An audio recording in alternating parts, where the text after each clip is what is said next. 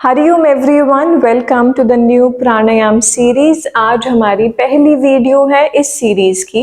तो आज हम बात करने वाले हैं बहुत ही सिंपल येट बहुत ही इंटरेस्टिंग टॉपिक के ऊपर, जो हमारा टॉपिक ही है which is pranayama. So what is pranayama और कुछ इंपॉर्टेंट चीजें जो प्राणायाम में ध्यान में रखने की है।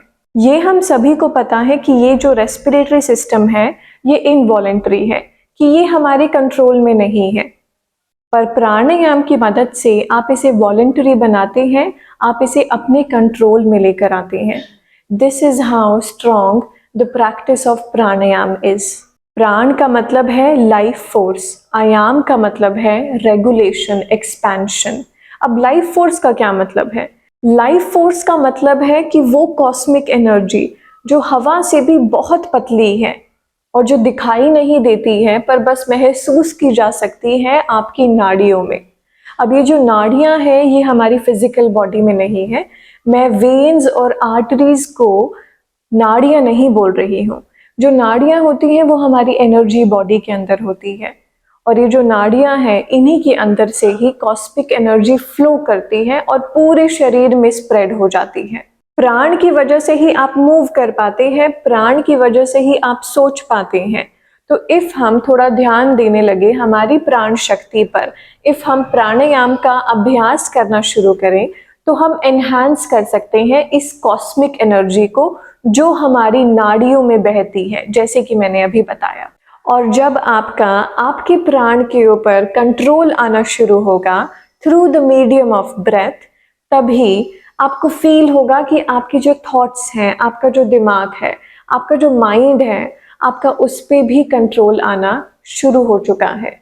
Because your mind and the prana is very much connected. And जब आपके माइंड पे, आपके दिमाग पे आपका कंट्रोल आ जाएगा तो ये जो ध्यान की प्रैक्टिस है वो बहुत ही आसान हो जाएगी। मेडिटेशन की प्रैक्टिस आपके लिए आसान हो जाएगी, जो अभी बहुत ज़्यादा डिफिकल्ट है। इसीलिए प्राणायाम शुरू करें। ये हमारा पहला कदम हो सकता है to the door of higher consciousness. अब हम इस पूरी सीरीज में प्राणायाम की कुछ प्रैक्टिसेस को डिटेल में समझने वाले हैं। प्राणायाम मेजरली 3 टाइप्स में क्लासिफाई होता है: vitalizing, balancing and tranquilizing pranayama. Vitalizing pranayama आपकी बॉडी में एनर्जी प्रोड्यूस करता है, आपकी बॉडी में हीट प्रोड्यूस होती है। बैलेंसिंग प्राणायाम से आपकी एनर्जी बैलेंस हो जाती है, which is cold and heat. Tranquilizing pranayama से आपकी बॉडी में कूलनेस आती है और आपकी बॉडी में कामनेस आती है। सबसे पहला जो वाइटलाइजिंग प्राणायाम हम सीखने वाले हैं वो है भस्त्रिका, जो हम नेक्स्ट वीडियो में सीखेंगे। अब प्राणायाम को प्रैक्टिस करने के लिए कुछ इंपॉर्टेंट चीजें हैं, उनके ऊपर बात करते हैं। सबसे पहली है ब्रीद कॉन्शियसली। जब आप प्राणायाम का अभ्यास करें तो इफ आपके दिमाग में भी थॉट्स आ रहे हैं, रैंडम थॉट्स आ रहे हैं, don't talk to your thoughts, let them pass by, let them come and go within your mind. हमें उनके ऊपर ध्यान नहीं लगाना है।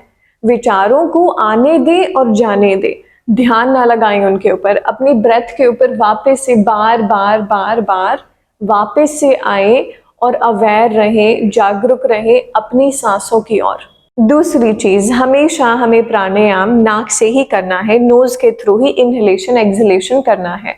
क्यों? क्योंकि हमारी नोज में कुछ बाल होते हैं, nose has hair, right? And उन बालों की वजह से जो हवा होती है बाहर की, इवन इफ पॉल्यूटेड भी है तो वो फिल्टर हो जाती है। हमारे मुंह में जो है बाल नहीं है, और वो जो हवा है वो हमें लंग इन्फेक्शन दे सकती है इफ खराब है तो इसीलिए इफ आपके टीचर ने इंस्ट्रक्ट नहीं किया है आपको कि माउथ से इनहेल करें, हमेशा प्राणायाम में नोज के थ्रू ही इनहेल करना है और एक्सहेल करना है। तीसरी चीज, जब भी आप इनहेल करेंगे तो आपका जो एब्डोमेन है वो भी एक्सपैंड होगा, जो आपकी चेस्ट है वो भी एक्सपैंड होगी। और जब आप एक्सहेल करेंगे तो आपकी चेस्ट भी अंदर जाएगी और आपकी एब्डोमेन भी अंदर जाएगी। ये गलती नहीं करनी कि आप कुछ प्राणायाम को बस चेस्ट से इनहेल कर रहे हैं या फिर एब्डोमेन से इनहेल कर रहे हैं। चौथी चीज, क्योंकि हम इनहेलेशन एक्सहेलेशन नोज के थ्रू कर रहे हैं तो इसे क्लीन रखना भी बहुत ज्यादा जरूरी है। तो जल नीति और सूत्र नीति, जो हमारी योग की जो कुछ प्रैक्टिसेस हैं, इनके साथ अपनी नोज को क्लीन रखें। 15 दिनों में एक बार तो जरूर जल नीति और सूत्र नीति का अभ्यास करें, सो दैट आपकी जो कॉस्मिक एनर्जी है जिसकी हम रेगुलेशन कर रहे हैं, जो आपके प्राण है, वो और भी ज्यादा अच्छे से हम उनकी एनहांसमेंट कर पाए। फॉर मैक्सिमम एनर्जी आपको अपनी नॉस्ट्रल्स को ओपन रखना है और क्लीन रखना है। प्राणायाम इफ आप ब्लॉक्ड नोज के साथ करेंगे तो आपको फुल बेनिफिट्स नहीं मिलने वाले। तो इसीलिए जल नीति और सूत्र नीति सीखें और उसे प्रैक्टिस करें। 5वीं चीज अवेयरनेस। अब किसके प्रति अवेयर होना है? जागरूक होना है, फिजिकल और स्पिरिचुअल बॉडी के प्रति।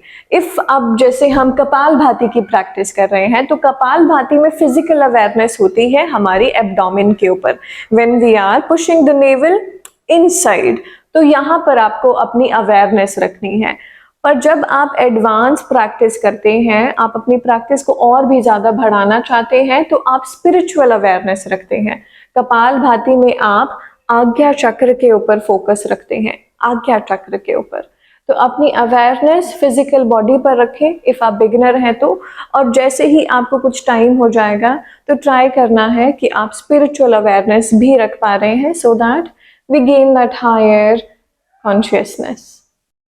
6th पॉइंट कि प्राणायाम का अभ्यास हमेशा एम्प्टी स्टमक करना है। इवन नट्स भी नहीं खाने, थोड़ा सा पानी पीना है, पानी पी सकते हैं आप 15 से 20 मिनट पहले। लिक्विड का इंटेक कर सकते हैं बट फूड का इंटेक, सॉलिड का इंटेक ना करें। तो मेक श्योर कि जब भी आप प्राणायाम की प्रैक्टिस करें तो आपका जो स्टमक है वो एम्प्टी है।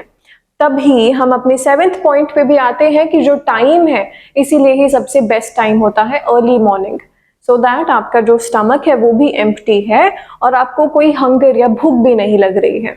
क्योंकि हमने प्राणायाम की कितनी सारे बेनिफिट्स की अभी बात करी है, उससे ज़्यादा एक और बड़ा बेनिफिट है कि जो आपकी ब्रीदिंग रेट होती है वो डिटरमाइन करती है आपकी लाइफ स्पैन, कि आप कितना लंबा जिएंगे। अब इफ़ आप पूछे कैसे, तो इफ़ हम एक एग्जाम्पल ले एक डॉगी का, वो 1 मिनट में 29 से 30 बार सांस भरता है, तभी बस 10 से 12 साल ही जी पाता है।